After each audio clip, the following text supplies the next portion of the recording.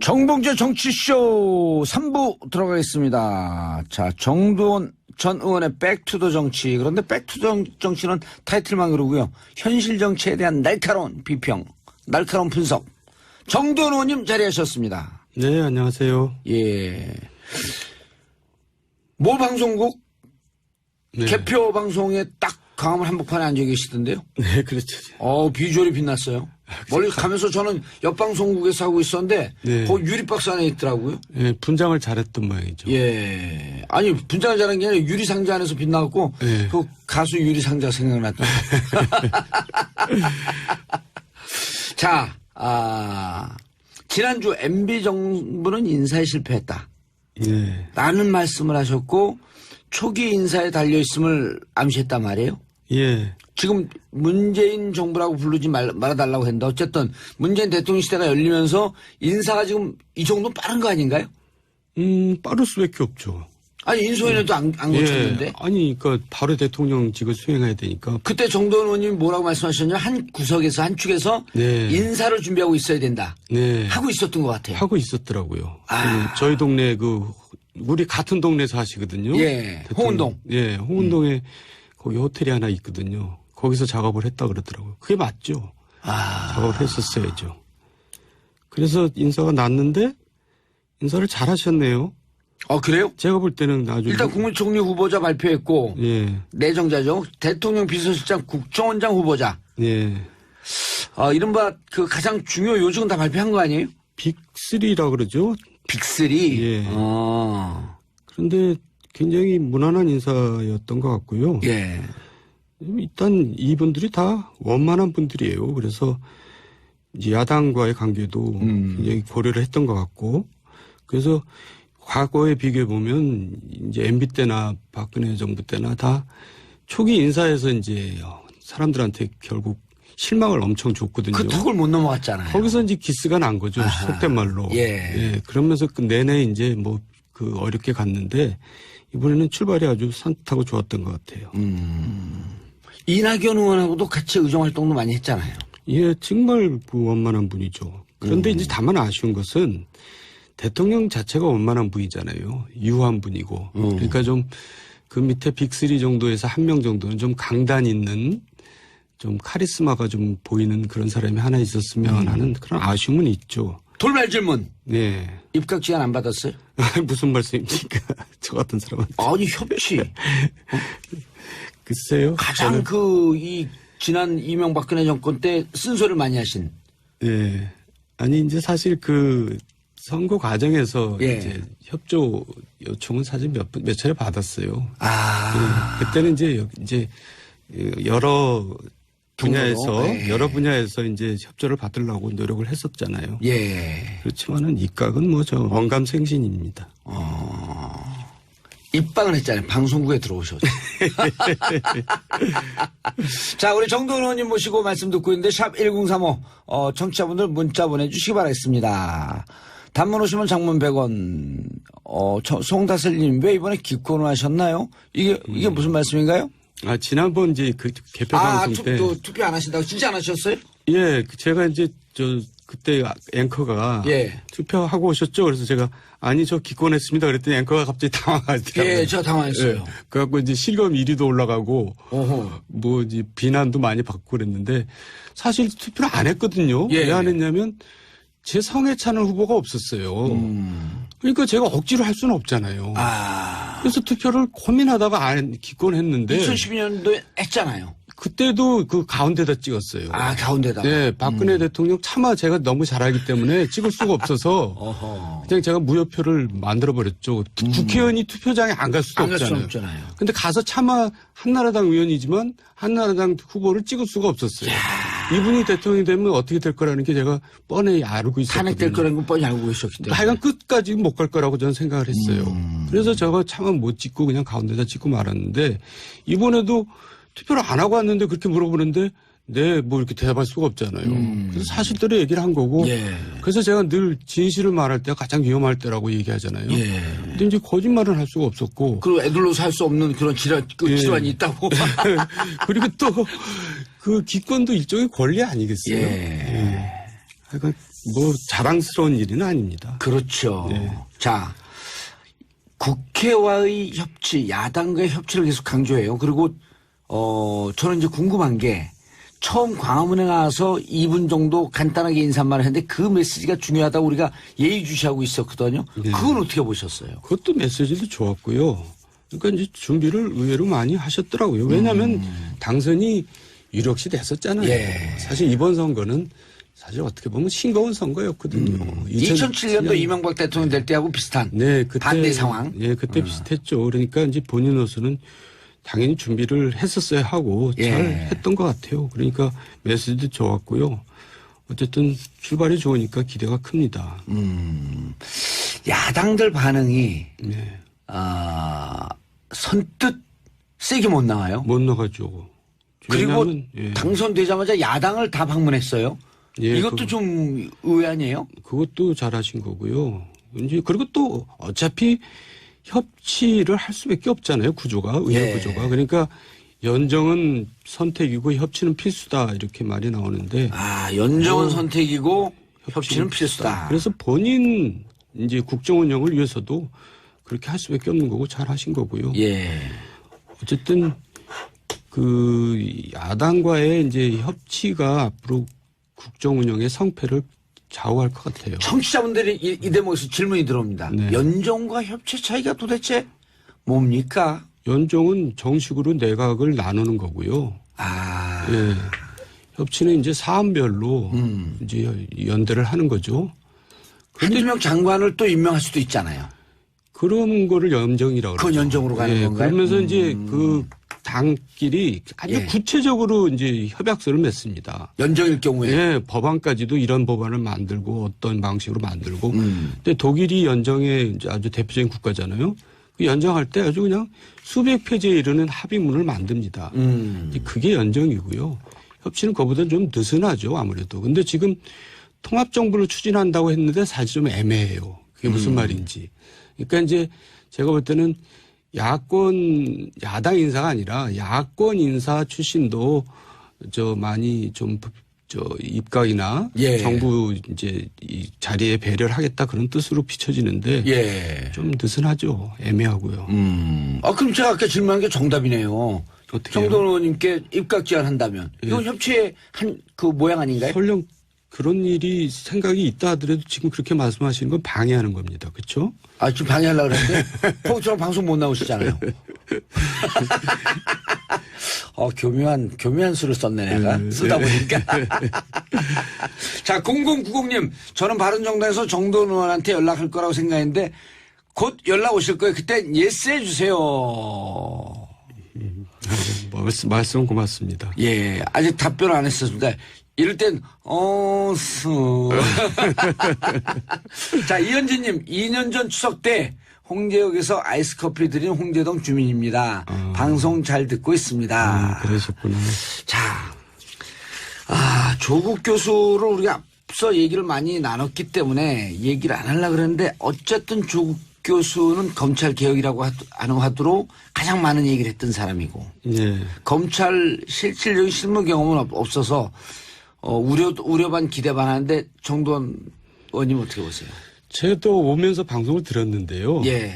아까 방송에서 나왔던 얘기 중에 이제 좀 제가 이해가 안 가는 부분이 뭐 검찰 출신이 아니기 때문에 검찰 잘 몰라서 결국 민정비서관하고 얘기를 주로 하다 보면 뭐 소외될 수가 있다 이렇게 얘기하는데 저는 그런 얘기가 이해가 안 가요. 왜냐하면 법무부 장관이 있고 검찰총장이 있거든요. 예. 그러니까 장관이나 총장은 굉장히 뭐 다른 나라에서 근무하는 것처럼 우리나라 사람들 생각해요. 근데 그렇게 생각하는 것도 무리가 아닌 게 박근혜 대통령이 그렇게 국정 운영을 했어요. 했었기 때문에. 예. 아하. 가까이 있는 사람도 만나지도 않을 뿐더러 장관들은 더더구나 1년 내내 한 번도 안 만났잖아요. 예. 그러니까 이제 그 착각을 하는데 장관이 바로 세크리터리 비서입니다. 예. 그러니까 지난 시간에도 얘기했죠. 법무부 장관하고 얘기하고 검찰총장하고 얘기하고 그러면 되지 뭘 꼭 민정비서관하고 얘기해야 됩니까? 그러니까 그거는 뭔가 좀 착각하고 있는 것 같고요. 조국 교수가 뭘 맡으면 꼭 파장이 예상이 돼야 됩니까? 본인이 잘하면 되죠. 예. 이제까지 SNS상에서 화제 인물이었기 때문에 예. 그렇게 선언적으로 인식을 하지만 이전 대통령의 청와대 한 부서에 들어가서 열심히 자기 일 잘하면 된다. 예, 그 본인이 좀 스타성이 있어가지고 예.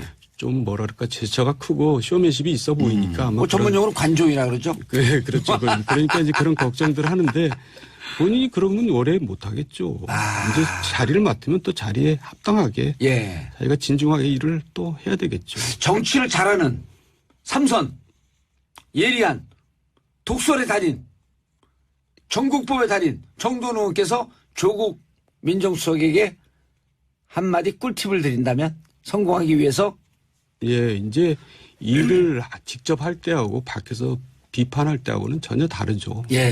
그러니까 조국 교수도 개인적으로도 좋은 경험이 됐을 거고요. 또 자기 개인 좋은 경험으로 끝날 일은 아니죠. 그래서 그만큼 굉장히 진중하게 이제는 균형 감각을 가지고 이제 아군 적군 이렇게 가르지 말고 일을 하면 잘하실 것 같아요. 예. 그리고 잘할 수 있을 거다라고 하는 덕담까지 곁들여 주셨어요. 저도 개인적으로 방송을 하다 보니까요. 균형 감각이 상당히 생겨요. 그렇죠. 양쪽을 다 배려를 해야죠. 예. 저도 가끔 가다가 내가 이렇게 훌륭한 사람이 계속되면 어떡하지? 고민이 돼요. 그럼 또 재미가 없어지는데. 그러니까 재미가 없어지잖아요. 근데 적당히 잘하고 있어요. 사장님 감사합니다. 예.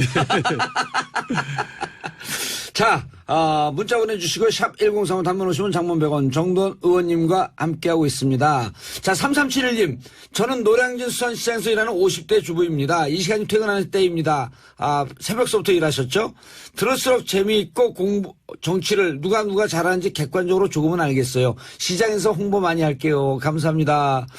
다음에 저희가 홍보 대사로 임명하면서 노량진 수산시장에서 나오는 아주 싱싱한 회를 저희한테 보내주시기 바라겠습니다. 자, 적폐청산. 자, 이번에 참 그래도 전 다행스러운 게. 예.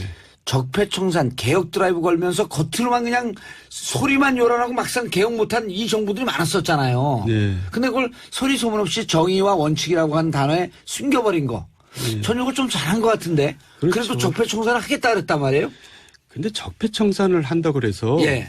과거에 뭐 비리를 뒤져가지고 잡아들이고 이런 거는 사실 이제 그만했으면 좋겠어요. 그게 일종의 정치 보복이잖아요. 예. 그러니까 적폐청산이라는 것은 과거에 같이 잘못된 일을 안 하겠다는 거지. 그 시스템을 다시 만들겠다. 예, 나는 반면교사로 삼아서 그렇게 안 하겠다. 이렇게 미래를 향해서 가야지. 과거에 잘못된 걸 잡아서 뒤지고 잡아들이고 이런 것을 국민들이 별로 원하지도 않고 좋아하지도 않습니다. 예. 그래서 저는 이 부분에 대해서는 굉장히 우려가 많아요. 아하. 또 과거에 그 잘못된 전철을 되풀이할까 봐. 근데 과거에 이런 잘못이 있었다. 나는 안 하겠다. 이제 그게 적폐청산의 진정한 올바른 모습이다. 방향이라고 예. 생각합니다. 그런데 이제 2014년에 좁은 곳에서 홀로 공부하시다가 네. 무상급식도 받고 네. 나오시자마자 일성이 MB 자원외교 바보 같은 장사다? 이렇게 직원을 알리셔. 이때 이건 무슨 뜻이었었어요?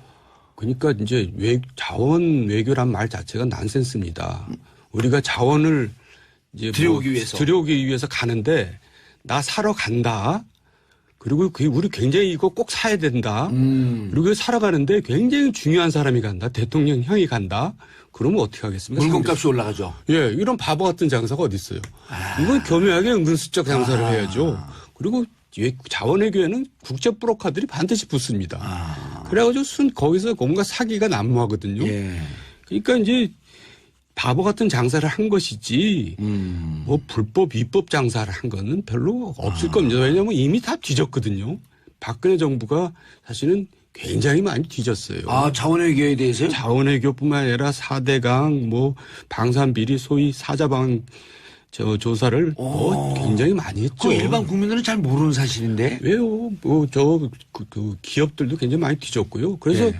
결국 뒤지다가 이제 결국 뭐 국정감사도 여러 번 했고 4대강에 대해서는 또 감사원 감사도 여러 번 했고 그런데 뚜렷한 게 뭐 나온 게 없어요. 그러니까 문제가 없었다기보다도 문제를 찾으려고 그랬는데 발견을 못했을 수도 있죠. 뭐 근데 어쨌든 새롭게 뭐 이거를 조사한다 그래서 저는 뭐 나올 거라고 보지 않아요. 그러니까 오히려 안 하는만 못하죠. 쉴드 치시는 건 아니고. 예, 그러지 않습니다. 그리고 이제 마지막으로 그 포스코 조사를 하면서 참 안 된 얘기지만 이상득 전 의원께서 이제 또 1년 3개월 실형을 선고받았거든요. 법정 구속은 안 됐지만 그럴 정도까지 뒤졌어요. 그래서 결국은 뒤지고 그래가지고 한번 처리를 받으신 분을 또 다시 이렇게 지금 굉장히 연로하시고 몸도 안 좋으신데 그럴 정도로 뒤졌죠. 지금 들어가 있나요? 아니요. 나왔죠, 법정 구속은 안 됐죠. 법정 구속은 안 되고. 그러니까 새로운 다른 건으로 이제 그렇게 조사를 받았는데 그럴 정도로 철저하게 조사를 했습니다. 박근혜 정부가 굉장히 정치를 많이 했죠. 자, 김세현님 질문 들었어요. 그래도 잘못을 받으면 처벌을 받아야 하는 거 아닌가요? 최세현님, 과거를 덮고 가니까 계속 친일 기득권이 득세하는 거라고 생각합니다. 자, 이 부분에 대해서 어떻게 생각하세요? 그러니까 충분히 박근혜 정권에서 전임 정부에 대해서 샅샅이 털었고 처벌받을 만큼 받았다. 예. 아니, 그러니까 저는요. 잘못을 봐주자는 게 아니에요. 잘못이 드러나면 처벌을 해야죠. 그런데 그걸 그냥 막 대대적으로 전면적으로 국가가 정말 할 일이 많은데 거기에 많은 국력을 낭비할 필요는 없다 이런. 하기는 분명히 하되 그걸 뭐 그냥 손하고 요란스럽게 하지 말고 일반적으로 하면 됩니다. 일반적으로. 일반 사건처럼 하면 됩니다. 그래 아까 자원회계 할 때 저는 참 이게 공감이 가는 게 MB 자원회계 바보 같은 장사다. 막 산다고 그냥 이 설레발을 떨면 물건값이 올라가잖아요. 저거 없으면 우리 난리 난다 우리 경제. 돈 중에 제일 무서운 돈이 무슨 돈인 줄 아세요? 이거 돈 벌러 가는 거 아니에요. 그렇죠. 돈 중에 제일 무서운 돈이 슬그머니. 아재 개그 무슨 개그 아재 개그. 아유 우리 밖에서 PD님 돌아가시네. 이래서 우리가 장사를 하는 것을 쇼만 냈지 실제로 남는 장사는 안 하고 손해보는 장사만 했다. 그리고요 이제 제가 비화 아닌 비화인데요. 이제 정치보복을 누가 또 많이 했냐면 우병우 전 수석이 많이 했습니다. 왜냐하면 이분이 MB 때 물을 먹은 사람이거든요. 그렇죠. 검사장 진급을 못했죠. 근데 또 MB 때 왜 물을 먹었는지 그 이유를 사실 다른 데서 한번 얘기한 적이 있는데 제가 그걸 잠깐 말씀드리겠습니다. 재밌어요. 우병우 전 수석이 검사 시절에 노무현 전 대통령 수사를 직접 담당했었죠. 직접 했죠. 그러면서 이제 일각에 나온 건 노무현 씨, 당신은 전직 대통령도 사법고시 선배도 아닌 돈을 먹은 불법 피의자로 이 자리에 앉아 있습니다. 본인은 얘기를 안 했다 그러는데 언론은 그렇게 나왔단 말이에요. 모르겠어요. 근데 그것보다도 중요한 것은 이제 구속을 시키려고 한 거예요. 그러니까 당시 MB가 이제 그걸 걱정이 됐죠. 왜냐하면 MB 생각은 이게 이제 조사를 해서 법정에 가면은 법원에서 실형이 나올 가능성이 높은데 그럼 뭐 그때 가서 구속되든지 근데 검찰 단계에서 구속을 시키면 마치 MB가 구속을 시킨 것처럼 되잖아요. 그러니까 내 손에 왜 내가 내 손에 피를 묻히냐. 그러면 굉장히 비난이 일고 역풍이 불게 예상되기 때문에. 이게 실화 스토리 아니에요? 실화입니다. 그래서 이제 그 사람을 MB답게 직접 공식 경로를 통해서 지시를 하면 나중에 드러나니까 사람을 이제 누굴 내세워서 중수부장을 만나게 해서 구속을 하지 마라 이렇게 얘기를 합니다. 그러니까 중수부장이 알았다. 그러다 보면서 다음날 이제 그때 중수부장이 이인규 중수부장 그렇죠. 아니에요? 다음날 전화가 왔는데 그 중간에 있는 사람한테 시간을 좀 줘야겠다. 이제 그 얘기는 뭐냐면 우병우가 말을 안 듣는다는 얘기죠. 그러니까 우병우가 계속 구속시키겠다고 버틴 겁니다. 그러다가 노무현 대통령께서 돌아가셨거든요. 그러니까 MB는 이제 그것 때문에 역풍이 엄청 불었잖아요. 이제 노무현 서거 정국까지 생길 정도로. 그러니까 MB는 우병우가 얼마나 믿겠어요. 그러니까 그다음부터 물을 먹은 거예요. 그리고 이제 우병우가 이제 검찰까지 그만뒀죠. 그리고 이제 최순실을 통해서 들어왔는지 들어와가지고는 2014년에 다시 비서관으로 들어왔단 말이에요. 그때 이제 보복 수사를 굉장히 많이 했죠. 그래서 이상득 씨가 다시 걸린 것도 이제 그런 과정에서 걸린 거고. 야, 이건 처음 나오는 얘기네. 그러니까 다시 조사를 한다는 것은 굉장히 그렇게 낙관적인 건 아니에요. 그렇게 철저히 했어요. 그 MB 정부 때 청와대하고 일정하게 노무현 대통령 수사 때문에 충돌이 있었다가 물을 먹고 2014년에 박근혜 정권 들어와서 민정비서관으로 들어오고 민정수석까지 되면서 요 과정에서 전임 정권에 대해서 약간 보복성으로 탈탈 털었다. 약간이 아니죠. 굉장히 심하게 했어요. 심하게. 그러고 나온 게 여기까지였었다. 그리고 이제 뭐 이상득 뭐 등등 이런 그 사건이 있었던 거고.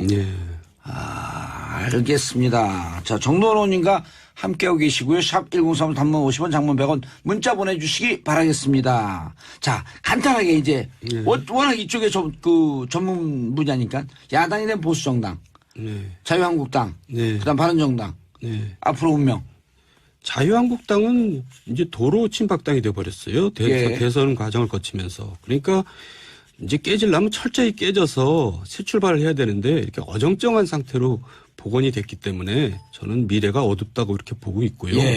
이제 지방선거니 그다음 총선까지 가려면 지금처럼 가면 안 됩니다. 새롭게 출발해야 되는데 이렇게 지지부진하게 가서는 이제 미래가 없다고 보고요. 바른정당 같은 경우는 지금 굉장히 어렵잖아요. 그러니까 사실 제가 개개인 만나서 얘기 들어보면 국민의당과 같이 하려고 하고 싶어요. 근데 국민의당이 이제 별로 선뜻 내키지 않죠. 근데 제가 볼 때는 국민의당 일부가 이탈을 할 것 같거든요. 정부여당 쪽으로. 그래서 남은 이제 사람들하고 바른정당하고 합쳐서 그야말로 제대로 된 중도 정당이 대한민국에서 이렇게 하나 이제 만들어져서 중도 보수. 중도 보수가 아니라 그야말로 중도죠. 그래가지고 그 정당이 자리를 잡았으면은 우리 정치 발전에 좀 도움이 될 거라고 생각을 해요. 김지현님, 정돈 아저씨, 의원 아저씨, 안녕하세요. 말씀 차분하셔서 늘 듣기 좋아요. 김지현님, 이렇게 되면 제가 나이 바로 판단합니다. 예를 들어 그 정돈 오빠 하면 어느 정도 하는데 아저씨 하면은 30대 초반? 박성균님, 정돈 의원님 말은 끝까지 들어봐야 합니다. 현미밥처럼 꼭꼭 씹어야 하는 어법을 구사하시네요. 현미밥 어투라고요. 아유, 좀 제 표현이 재밌네요. 꼭꼭 씹어야 이해가 되는 어법. 자, 그러면 보수 정당들이 다음 지방선거에서 자유한국당, 바른정당 같이 할 가능성 없을까요? 그렇게 앞으로도? 해야지 그나마 이제 지방선거 치를 수가 있을 겁니다. 지금 상태로는 지방선거 치르기 힘들죠. 참패가 뻔히 보이죠.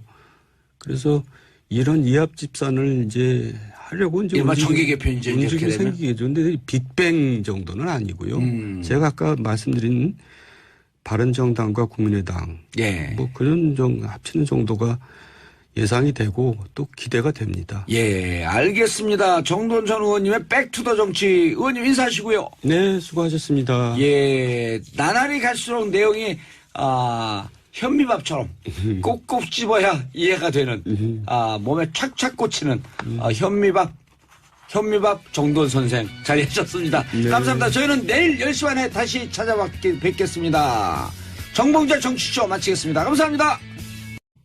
그래요? 제가 볼 때는 나중에 일단 국무총리 후보자 발표했고 내정자죠. 대통령 비서실장 국정원장 후보자. 이른바 그 가장 중요 요직은 다 발표한 거 아니에요? 빅3라 그러죠. 빅3? 그런데 굉장히 무난한 인사였던 것 같고요. 일단 이분들이 다 원만한 분들이에요. 그래서 이제 야당과의 관계도 굉장히 고려를 했던 것 같고, 그래서 과거에 비교해 보면 이제 MB 때나 박근혜 정부 때나 다 초기 인사에서 이제 사람들한테 결국 실망을 엄청 줬거든요. 그 턱을 못 넘어갔잖아요. 거기서 이제 기스가 난 거죠. 속된 말로. 그러면서 그 내내 이제 어렵게 갔는데 이번에는 출발이 아주 산뜻하고 좋았던 것 같아요. 이낙연 의원하고도 같이 의정 활동도 많이 했잖아요. 정말 원만한 분이죠. 그런데 이제 다만 아쉬운 것은 대통령 자체가 원만한 분이잖아요. 유한 분이고. 그러니까 좀 그 밑에 빅3 정도에서 한 명 정도는 좀 강단 있는 좀 카리스마가 좀 보이는 그런 사람이 하나 있었으면 하는 그런 아쉬움은 있죠. 돌발 질문. 입각 제안 안 받았어요? 무슨 말씀입니까? 저 같은 사람한테. 아니, 협치. 글쎄요. 가장 지난 이명박근혜 정권 때 쓴소리를 많이 하신. 아니, 이제 사실 선거 과정에서 이제 협조 요청은 사실 몇 차례 받았어요. 근데 그렇게 물어보는데 이렇게 대답할 수가 없잖아요. 그래서 사실대로 얘기를 한 거고. 그래서 제가 늘 진실을 말할 때가 가장 위험할 때라고 얘기하잖아요. 근데 이제 거짓말은 할 수가 없었고. 그리고 애들로 살 수 없는 그런 질환이 있다고. 그리고 또 그 기권도 일종의 권리 아니겠어요? 그러니까 자랑스러운 일은 아닙니다. 그렇죠. 자, 국회와의 협치, 야당과의 협치를 계속 강조해요. 그리고 저는 이제 궁금한 게 처음 광화문에 나와서 2분 정도 간단하게 인사말을 했는데 그 메시지가 중요하다고 우리가 예의주시하고 있었거든요. 네. 그건 어떻게 보셨어요? 그것도 메시지도 좋았고요. 그러니까 이제 준비를 의외로 많이 하셨더라고요. 왜냐하면 당선이 유력시 됐었잖아요. 예. 사실 이번 선거는 사실 어떻게 보면 싱거운 선거였거든요. 2007년도 이명박 대통령 될 때하고 비슷한 네, 그때, 반대 상황. 예, 그때 비슷했죠. 그러니까 이제 본인으로서는 당연히 준비를 했었어야 하고 잘 예. 했던 것 같아요. 그러니까 메시지도 좋았고요. 어쨌든 출발이 좋으니까 기대가 큽니다. 야당들 반응이 네. 선뜻 세게 못 나와요. 못 나가죠. 그리고 왜냐하면, 예. 당선되자마자 야당을 다 방문했어요. 예, 이것도 좀 의외 아니에요? 그것도 잘하신 거고요. 이제 그리고 또 어차피 협치를 할 수밖에 없잖아요. 구조가 의회 예. 구조가. 그러니까 연정은 선택이고 협치는 필수다 이렇게 말이 나오는데 연정은 선택이고 협치는 필수다. 그래서 본인 이제 국정 운영을 위해서도 그렇게 할 수밖에 없는 거고 잘 하신 거고요. 예. 어쨌든 그 야당과의 이제 협치가 앞으로 국정 운영의 성패를 좌우할 것 같아요. 청취자분들이 이 대목에서 질문이 들어옵니다. 네. 연정과 협치 차이가 도대체 뭡니까? 연정은 정식으로 내각을 나누는 거고요. 예. 협치는 이제 사안별로 이제 연대를 하는 거죠. 한두 명 장관을 또 임명할 수도 있잖아요. 그런 거를 연정이라고 그건 그러죠. 연정으로 가는 예, 건가요? 그러면서 이제 그 당끼리 아주 예. 구체적으로 이제 협약서를 맺습니다. 연정일 경우에. 예, 법안까지도 이런 법안을 만들고 어떤 방식으로 만들고. 근데 독일이 연정의 이제 아주 대표적인 국가잖아요. 그 연정할 때 아주 그냥 수백 페이지에 이르는 합의문을 만듭니다. 이제 그게 연정이고요.